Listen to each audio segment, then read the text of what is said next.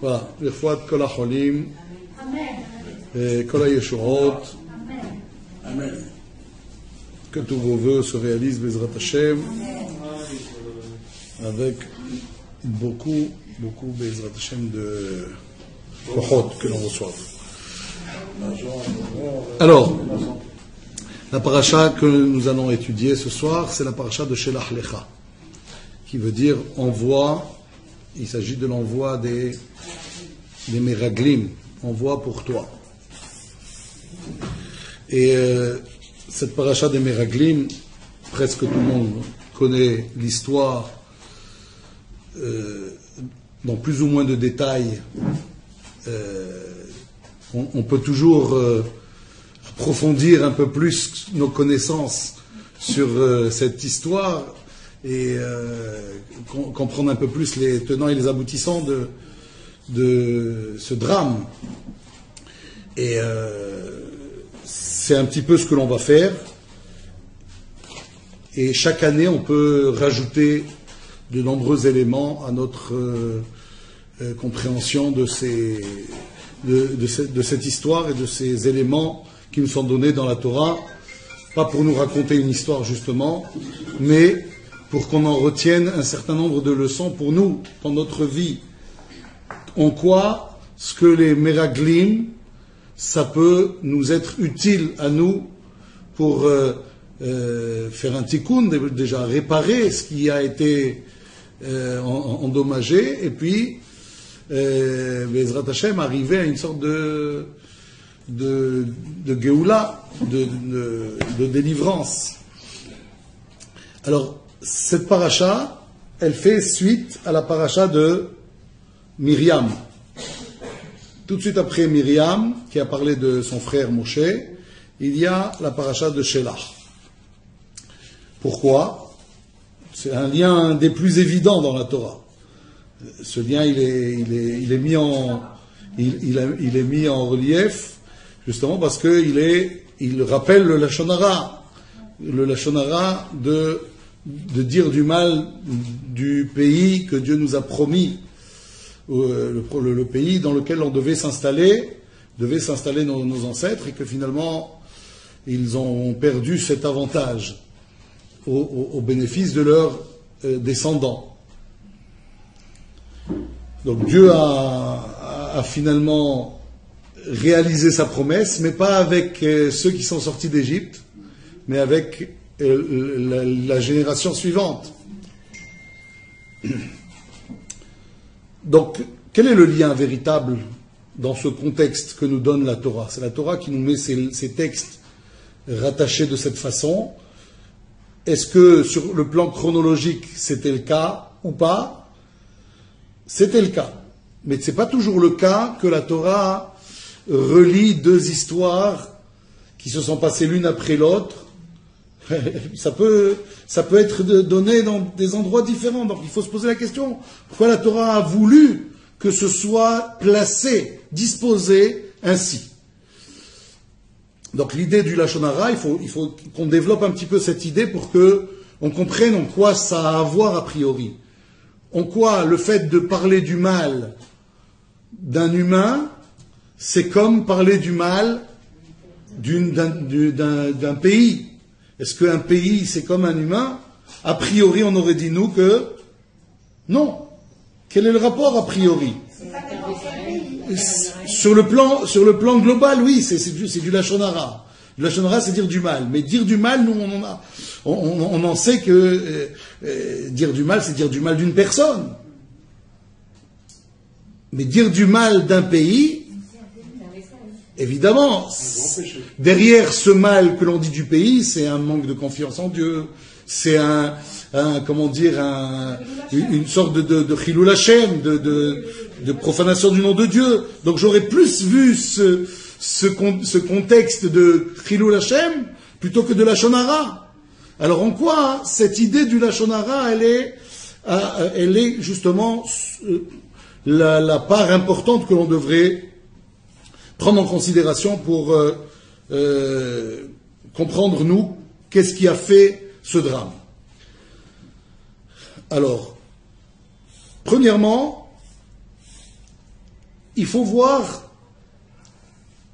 un des points du Lachon Hara de Myriam, qui est que ce qu'elle a dit, c'est quelque chose de noble.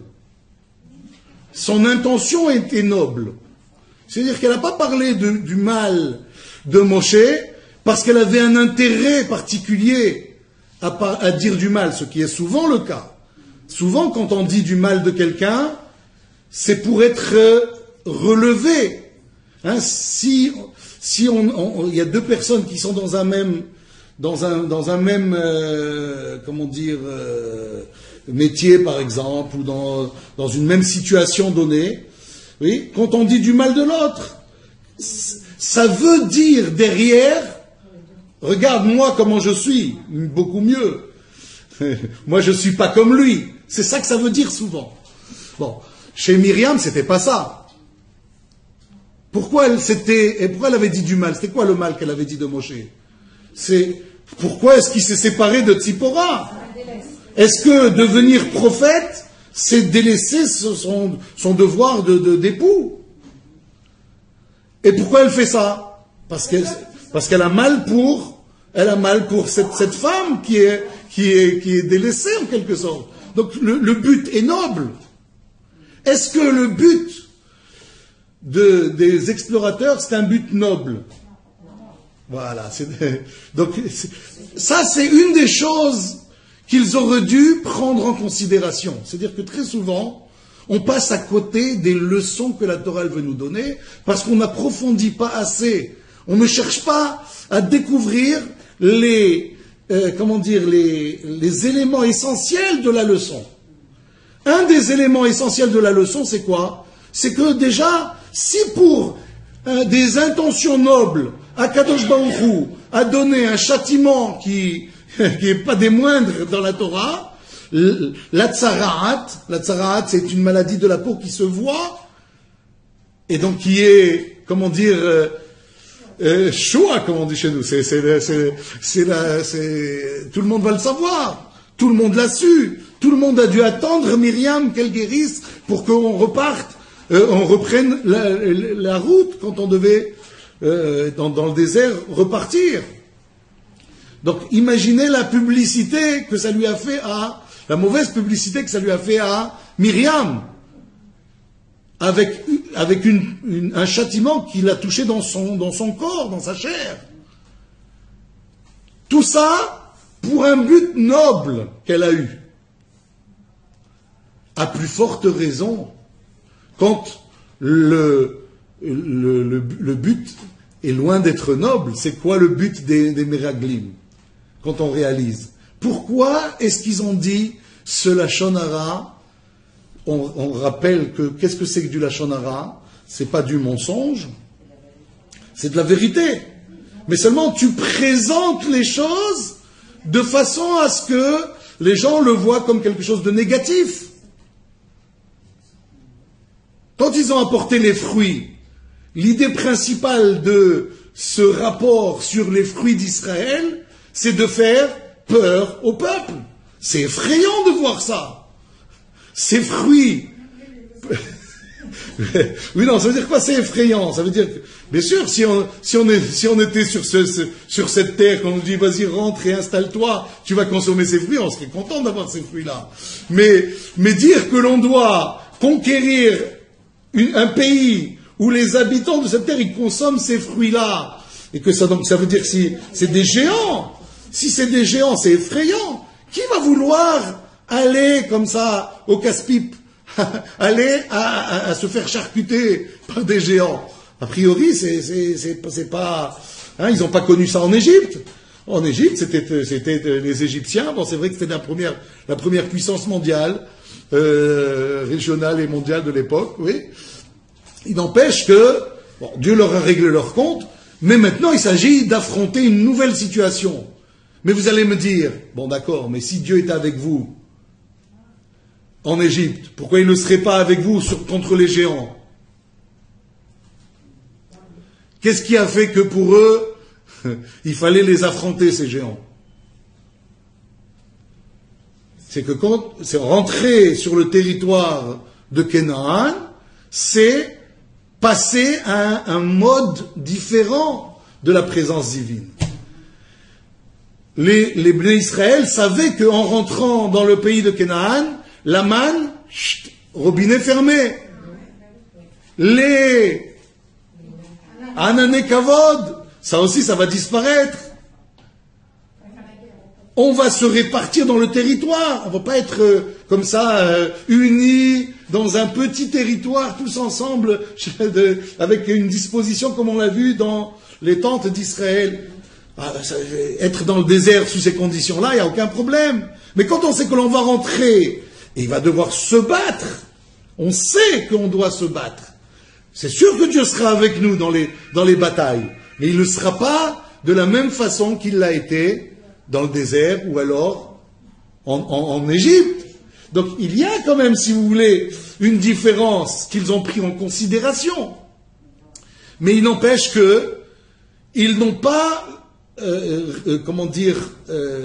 mis le poids sur la balance de dire que si Dieu il nous le promet, c'est qu'il veut nous le donner, il va nous faciliter les choses, même si ça ne sera pas comme en Égypte où on était spectateurs, mais il n'empêche que Dieu va nous aider.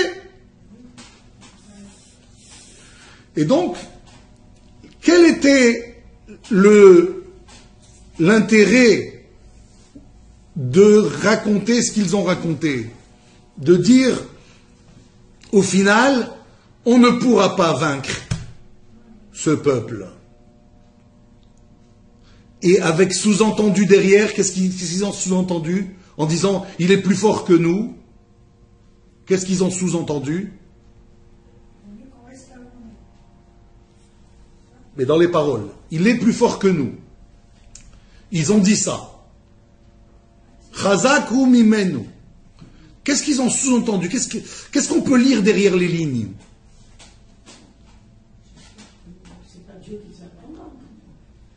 Ça veut dire qu'ils ont sous-entendu qu'il est plus fort que Dieu. Que même Dieu ne peut pas le déloger. C'est ça qui chazak ou mimenu. Mimenu, c'est dit de manière neutre. Plus fort que qui? Plus fort que nous. Mais il laisse sous-entendre, comme ça, c'est la petite musique. Avec la phrase, il y a une petite musique qui va avec. C'est quoi cette petite musique? Ke'ilu Akadosh Baruch Hu, il ne pourra pas les déloger. Donc il y a quelque chose de très grave derrière. Vous comprenez? Alors, pourquoi ils ont fait ça? Pourquoi ils n'ont pas été, confiants en Akadosh Baruch Hu, et ils ont dit, normalement, on s'attendait d'eux qu'ils viennent et qu'ils disent, il y aura des difficultés, mais sans problème, Dieu est avec nous, il y a aussi des failles, il y a aussi des machins, c'est bon, il n'y a pas de problème, on a vu tout ce qu'il y avait à voir, et puis on va y aller, et on va gagner. Ils voulaient rester dans le spirituel, peut-être. Voilà. Entre autres choses, ils voulaient garder leur statut. C'est-à-dire qu'ils craignaient de voir disparaître un certain nombre d'avantages. Ça veut dire que quelque part, ils ont pensé plus à qui? À eux-mêmes. Donc le but n'est pas si noble que ça. C'est pas comme Myriam.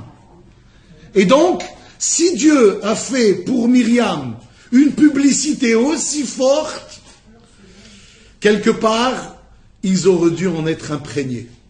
Ils auraient dû voir dans cet épisode-là combien c'est grave de dire du mal. Mais on a dit, au départ, dire du mal d'un homme, on comprend. Dire du mal d'un pays, là, c'est moins évident. Est-ce qu'on ne peut pas dire du mal d'une pierre? On ne peut pas dire du mal du bois? C'est un bon bois, c'est un mauvais bois. C'est du bon matériau, c'est du mauvais matériau. Vous comprenez ce que je veux dire? Dire qu'un pays, il n'est pas extraordinaire, est-ce que ça s'appelle du Lachon Hara? Alors, c'est le pays de Dieu. Alors oui, Chilul Hashem, on comprend. Chilul Hashem, tout le monde est d'accord sur le Chilul Hashem. Moi je demande sur le plan Lachon Hara. Est-ce qu'on peut dire que c'est du Lachon Hara? Ça n'a rien à voir. A priori, on aurait pu rétorquer à la place des Meraglim. Comment tu veux qu'on prenne exemple sur Myriam si ça n'a rien à voir a priori? Mais quand on va donner la réponse, vous allez comprendre que ça a à voir. Il n'empêche que, avant de donner la réponse, il faut comprendre qu'a priori, on pourrait se dire qu'il n'y a aucun rapport.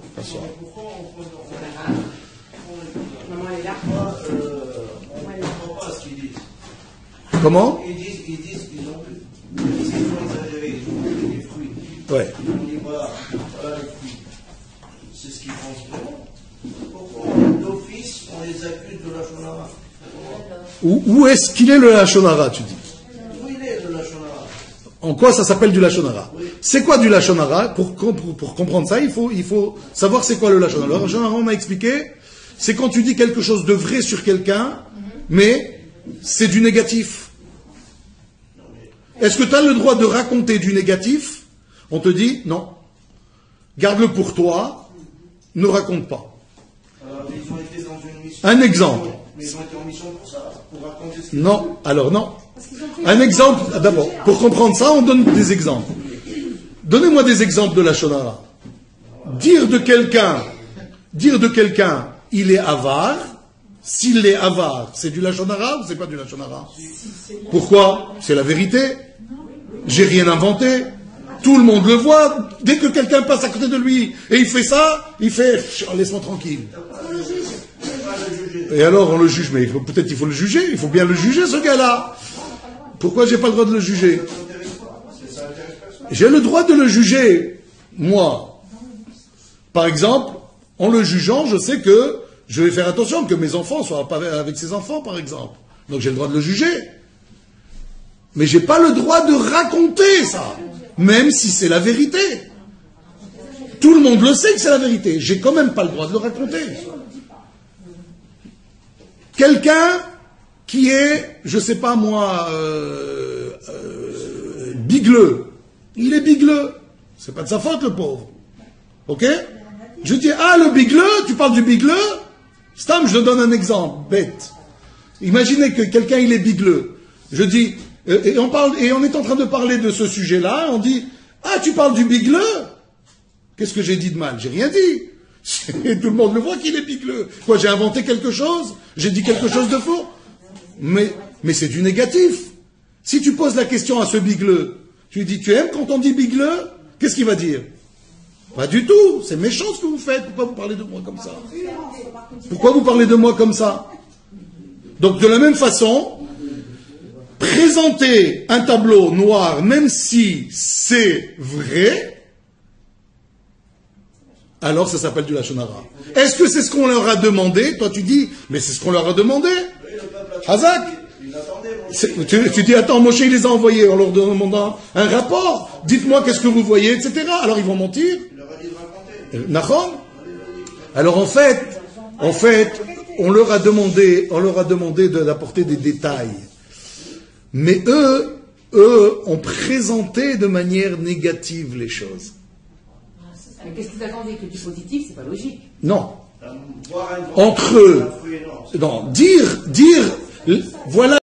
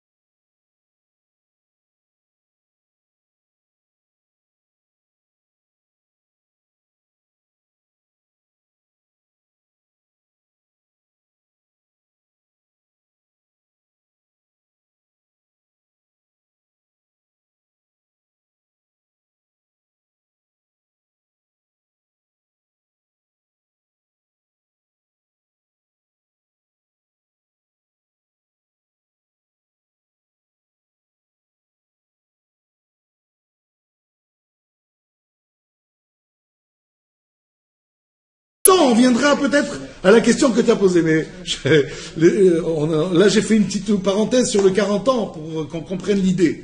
Parce que c'est juste avant. On continue, mais après, Bezrat Hashem, Bineder, on tient compte de cette question qui est aussi une vaste question et très importante. Et elle nous permettra d'avoir de nombreux éléments. Alors, Vayashuvu mitura haaretz, on a dit. Ouais, ils sont retournés. Très bien.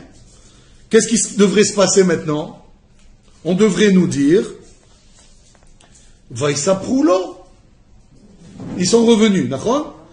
Au bout de 40 jours, ils sont revenus. Qu'est-ce qu'on serait attendu maintenant, le passouk suivant? Qu'est-ce qu'il va nous dire? Vaïsaproulo, Vaïomrou. Ils ont raconté. D'accord? Eh ben non, il y a encore un passouk. Que nous dit ce passouk? Intéressant. Voyons voir. Après, Vayashuvu mitora haaretz miketz 40 yom. Vayelchu vayavou. Je comprends plus rien là. Il me dit, ils sont revenus, hein? Tu viens de me dire, ils sont revenus. Après, tu me dis, ils sont partis et ils sont venus. Attends, il y a quelque chose qui ne va pas. Tu viens de me dire qu'ils sont revenus.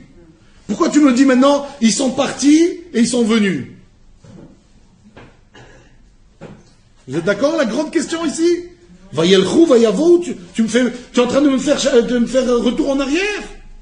Tu m'as dit, ça y est, ils sont arrivés. Super, maintenant passe à l'étape suivante, ils nous racontent. Non.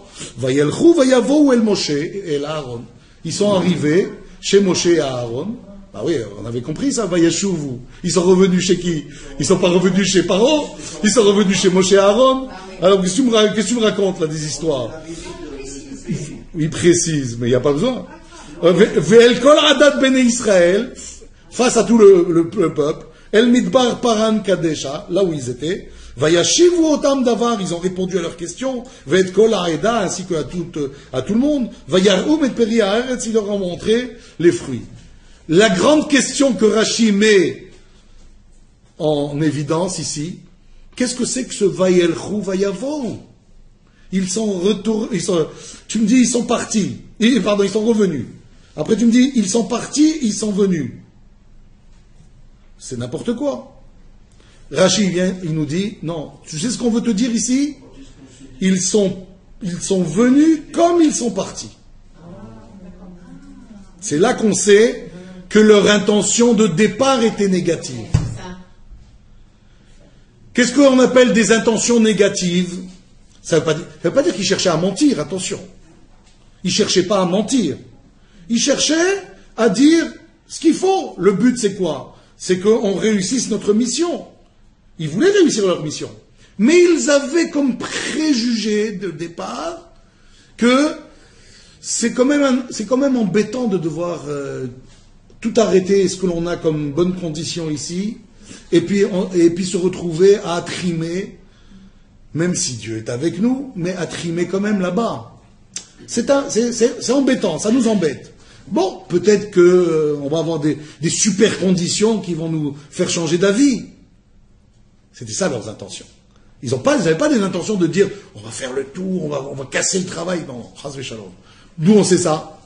C'était des gens cachers, des gens bien que Moshe a envoyés.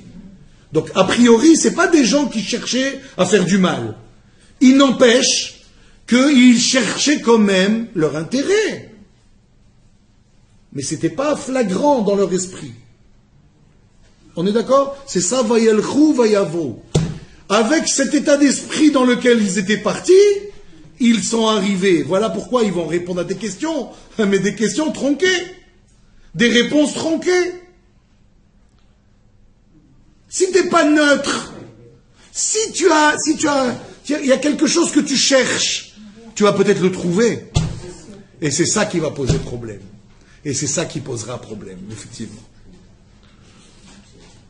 Donc, ça a répondu à la question d'où on sait qu'ils avaient un but qui était loin d'être noble, comme celui de Myriam. Et donc la Torah, elle me dit, voilà le lien avec Myriam. Myriam, elle avait un but noble. Eux, pas du tout. Donc ils auraient dû prendre cette leçon. Si déjà, sur un but noble, Akadosh Baruch Hu, il fait payer ce qu'il a fait payer à Myriam. Alors, Bobo, qu'est-ce que ça peut...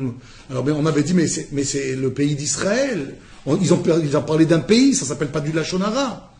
La réponse que l'on n'a pas donnée encore, c'est que ils savaient, ces gens-là, comme tout le peuple juif, a priori, quelque chose qui devrait, normalement, leur faire comprendre que Myriam, c'était une bonne leçon. C'est quoi? C'est que Dieu avait dit au peuple juif que la terre d'Israël, elle est particulière, qu'elle va rejeter, qu'elle va vomir ses habitants, et qu'elle pourrait un jour nous vomir si jamais on se comporte mal, comme ceux qui ont été déjà vomis. Qu'est-ce que c'est que cette histoire de vomi, là? Une terre qui vomit, ça, connaissez-vous ça? Ouais. Moi, je connais un corps vivant qui vomit. Quand moi, j'ai mangé quelque chose qui ne va pas, qu'est-ce qui se passe? Je suis obligé de rejeter ça parce que c'est les réactions normales de mon corps. Dieu m'a créé avec des réactions normales. Que si il y a quelque chose qui ne va pas, il y a des aliments que j'ai consommés qui ne sont pas bien pour mon organisme, je vais les rejeter. Je vais les vomir. C'est parce que je suis un être vivant. La Torah, elle fait comprendre ici que la terre d'Israël, c'est pas une terre comme les autres. C'est pas du bois et des pierres, comme je vous avais dit, pour, comprendre la question. Vous comprenez? La terre d'Israël, c'est comme un être vivant, qui lorsque on se comporte mal avec elle, elle nous rejette. Et c'est pour ça d'ailleurs que la terre d'Israël, elle n'était pas vide. Parce que Dieu, quand il veut nous faire un super cadeau, qu'est-ce qu'il nous dit? J'ai une terre qui est où coule le miel, et il n'y a personne dedans. Il n'y a plus qu'à rentrer, il y a tapis rouge. Tapis rouge, il n'y a plus qu'à rentrer, et vous vous installez, et moi je vous sers le top du top, et vous n'avez plus qu'à mettre les pieds sous la table. C'est ça le super cadeau. Et Dieu, il n'aurait pas pu nous faire ce super cadeau.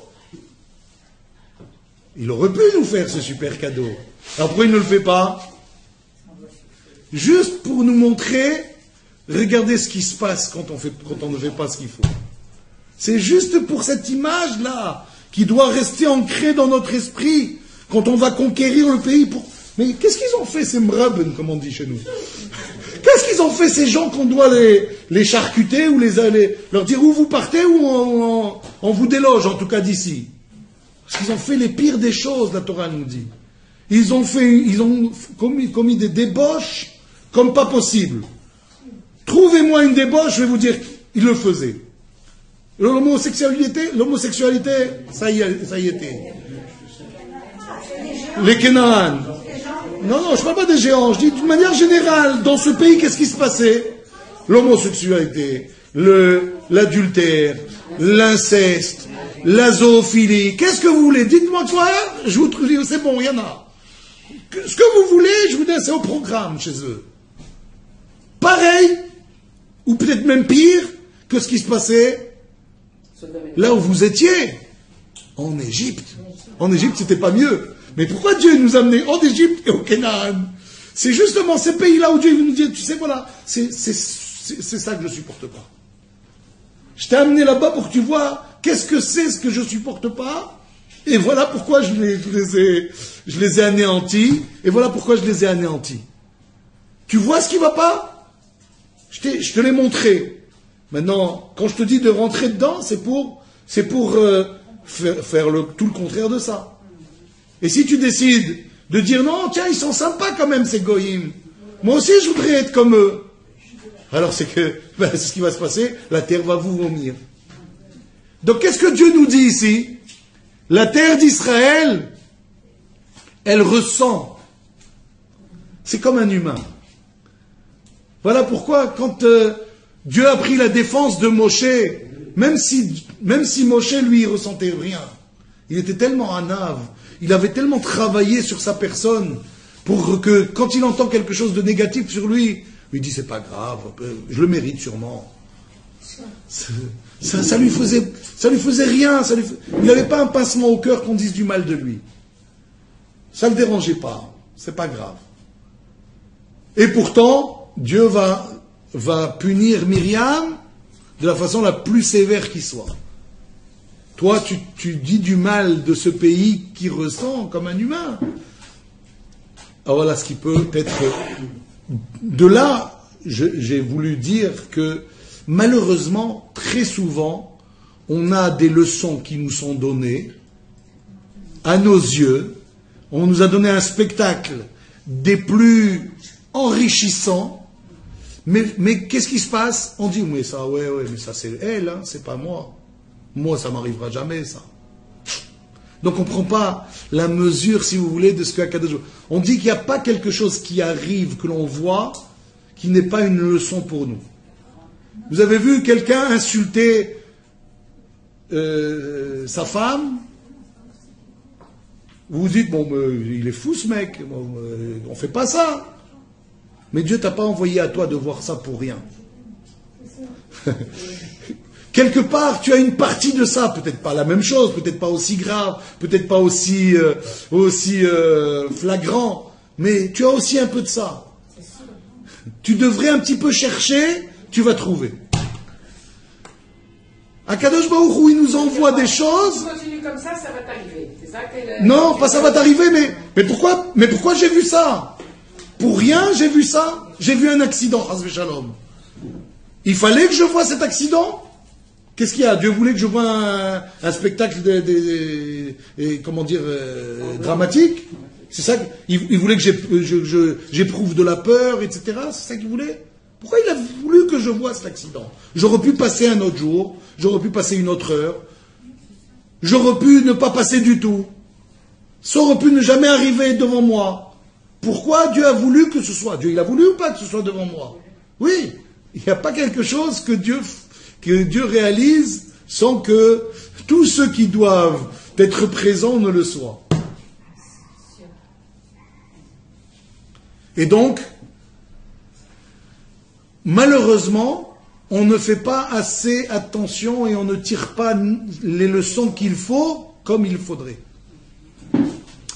La terre d'Israël, elle n'est pas seulement comme un être vivant, elle est aussi ce que Dieu a dit pour Moshe. Moshe, on dit, c'est qui Moshe? Isha Elohim. D'accord? C'est l'homme de Dieu. Ça veut dire quoi, c'est l'homme de Dieu? C'est le seul homme que Dieu a choisi pour dire, viens chercher la Torah. Isha Elohim. Vous connaissez un autre homme qui est comme ça? Le seul pays au monde, combien de pays dans le monde? Le seul pays au monde où Dieu dit, ce pays-là, il est spécial. À mon peuple, je vais le lui donner. C'est un petit pays, il n'y a pas grand-chose. Hein. C'est pas l'Amérique, c'est pas la Russie, ok? C'est un petit pays, mais c'est un bijou. Oui, ce bijou-là, je le donne aux Juifs. Donc c'est quoi? C'est la terre de Dieu. C'est la terre qui, comment dire, par excellence, elle est la terre de Dieu. C'est sûr que tout l'univers est l'univers de Dieu. Comme tous les hommes sont les hommes de Dieu. Mais pourquoi on a dit de Moshe que c'est un homme de Dieu? Parce que il a eu un statut particulier. La terre d'Israël a eu un statut particulier. C'est ça que vous n'avez pas voulu voir avant d'aller visiter le pays d'Israël. Et enfin, il faut comprendre aussi que le pays d'Israël, il est dans le verset comme étant le premier de tous les pays. Il est la tête de tous les pays. C'est-à-dire qu'il y a un verset qui dit dans Michelet, on le dit dans les Slichot, jusqu'à ce que Dieu ait créé la terre et les extérieurs. La terre et les extérieurs. C'est quoi les extérieurs de la terre? C'est les autres pays. Dieu a créé le pays et les extérieurs. Ah non, mais pourquoi tu ne me dis pas la terre? Et c'est tout. Non, non, non, non, non. Le premier pays, c'est le pays d'Israël. Et le reste, c'est les extérieurs. C'est comme si je vous dis Paris et ses environs. C'est qui est principal, c'est qui est Paris et ses environs. D'accord ? Si je dis dans un texte la terre et ses environs, qu'est-ce que tu comprends ? Que la terre, c'est la tête. Le reste, c'est quelque chose, ok. Comprenez ? Et elle rajoute Verosh Afrot Tevel, la terre de toutes les terres. Ça veut dire que cette terre, c'est pas une terre. Quelle va être la gravité de la faute des Meraglim, comme leur nom l'indique? Pourquoi on appelle ça les Meraglim? On a lu tout à l'heure Shelach lecha anashim veyaturu et eretz Kenaan. On voit des hommes qu'ils fassent quoi? Qu'ils explorent. En français, on dit les explorateurs. Mais ça ne traduit pas le mot Meraglim en hébreu. C'est plus espionné. C'est même pas espion, parce que espion, c'est encore un autre texte. Meraglim. Mais ça rejoint plus espion, effectivement. Ça rejoint plus que explorateur, en tout cas. Parce que explorateur, c'est quoi? C'est un touriste. C'est ça, Viyatourou. Comment on dit un touriste en hébreu? Taïar. Ça veut dire, on a demandé de faire les touristes ici. Et qu'est-ce qu'ils ont fait, eux? Les Meraglim. Meraglim, ça vient de quel mot? Rigoul, qui vient de quel mot? Régel. Le pied. Ça, pas comme l'expression française, c'est le pied. Non, le pied, c'est piétiner. Ils ont piétiné la terre, c'est marqué. Vairagelu et haaretz. Voilà pourquoi on les appelle les Meraglim. Ils ont piétiné la terre. Ça veut dire quoi, ils ont piétiné la terre? Qu'est-ce que ça veut dire au sens figuré? Ça veut dire, ils ont marché sur cette terre comme on marche sur une terre normale. C'est ça, piétiner. Ben oui, nous on a marché, hein, on a tout parcouru, hein. Ah bon? Mais ça veut dire que tu n'as pas compris ce qu'il fallait faire dès le départ.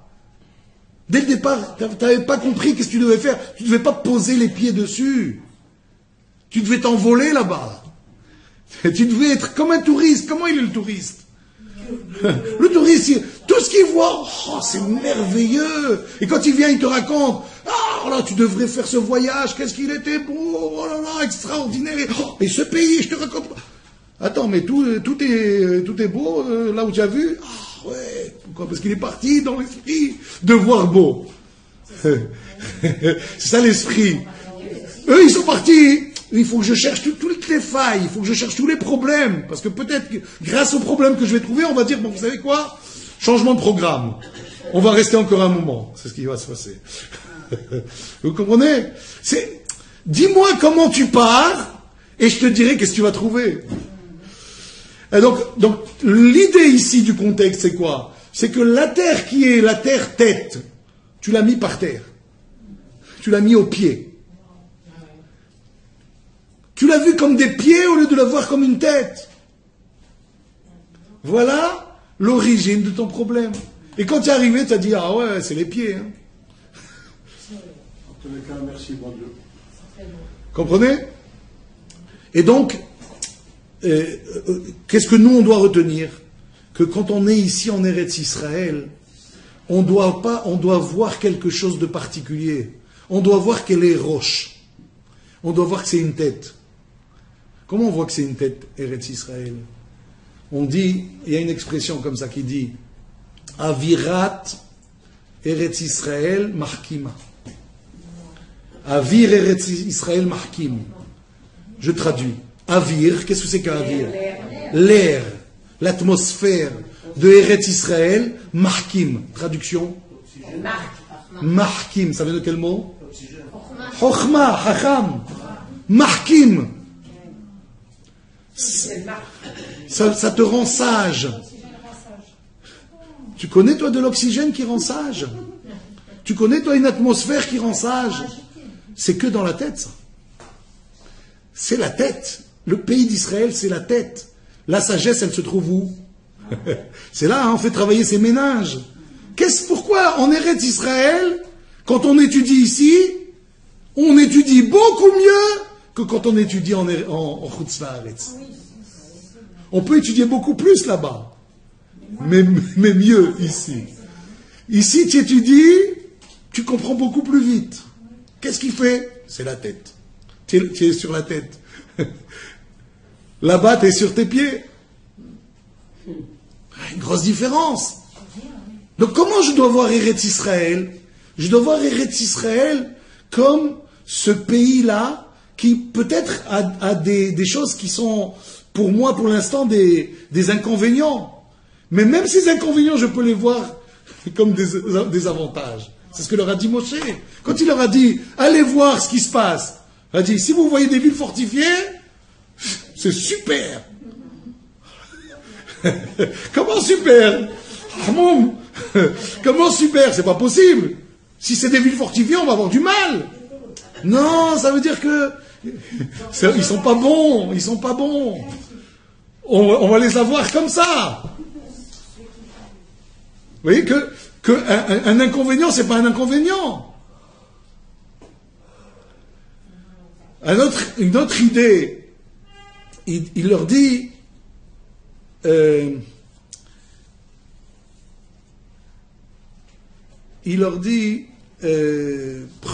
prenez de ces fruits. Oui, prenez de ces fruits. Pourquoi il voulait qu'on prenne de ces fruits?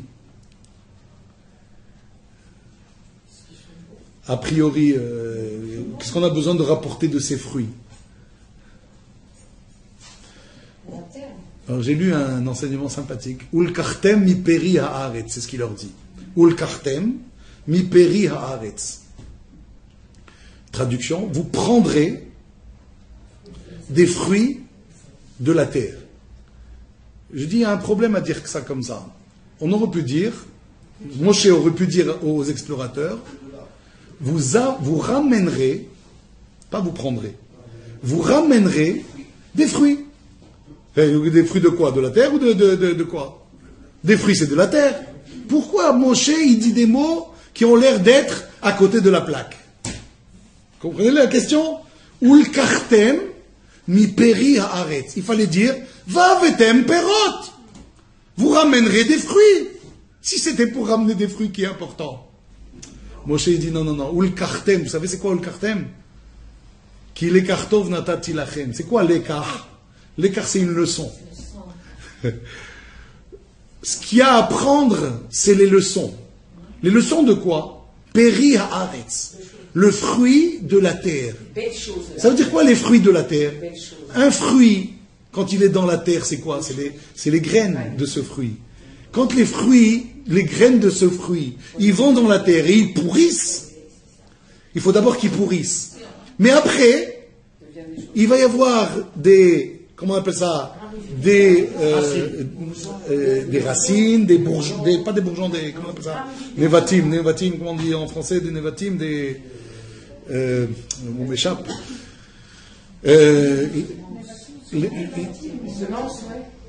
Non, il y a un mot pour dire ça. Comment on dit les pousses de soja, là? Les pousses de soja. Les pousses de soja, c'est des... Non, bon, c'est pas grave, allez, laissez tomber. Ça veut dire, ça va germer, voilà, je cherchais le mot. Hein? C'est des germes. Ça va germer, et c'est là que ça va pousser, mais alors pousser pour devenir des choses extraordinaires. Ça veut dire quoi?